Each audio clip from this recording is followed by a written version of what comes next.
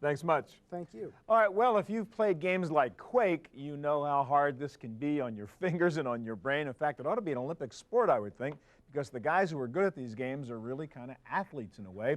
One of the best of them is the gamer named Thresh. His real name is Dennis Fong, and this is Thresh over here. How you doing, Dennis? How you doing, Stewart? And what I was talking about Quake, and people don't know, a couple of years ago, you were considered like the best Quake player in the world, right? That's right. Actually, it all culminated into this big Quake tournament featuring a red Ferrari. Right, right, which you won. Which I ended up winning. You won, right. And you were too young to even drive it at the time, right? Not quite, Not but quite. I couldn't quite. It was a stick. It was a stick, and I didn't actually Right. know how to drive stick at the time. So you know this stuff. Now, there's a new version of Quake out now, Quake 3 or Quake Arena. First of all, what's new and better about this than the original Quake that you played? Well, Quake 3, the new one, is actually a lot more arcadey.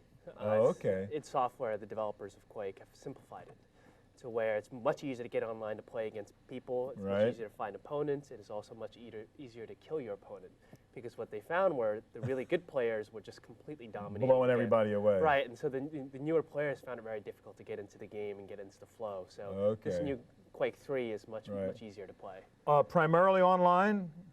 Multiplayer? It is primarily online. Okay. It's actually made for multiplayer specifically. Got it, it's a multiplayer. They do have a single-player component, but it's not, as opposed to the previous versions of Quake, the earlier versions, there was a storyline and there was a kind of a story that you played through. Right. In this version, you just play against bots. Okay, since you were the master of the original Quake, I mean, do you like this one more or less? Is it more of a challenge, less of a challenge? Well, Quake has always been a classic, and it still is a classic, and it's it's kind of back at my roots. But I have to admit that Quake 3 is incredibly fun to play. All right, we have it up here, so give us an idea what Quake 3 looks like.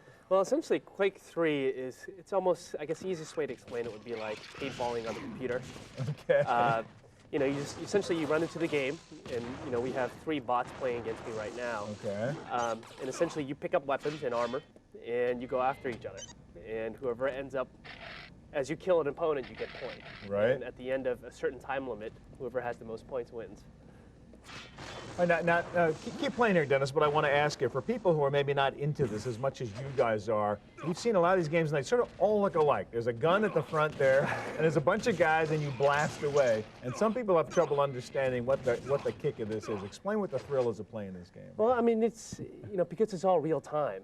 I mean, it's essentially like Cowboys and Indians all over again. You can't stop and think. Right, exactly. So it's, I mean, everything happens in real time. When your opponent moves left, so it is this real like adrenaline rush. I mean, you got to be there or be dead. Right? Oh yeah, and actually, if you're playing alone at night in the dark room, sometimes if your opponent pops around a corner, you can jump out of your chair physically.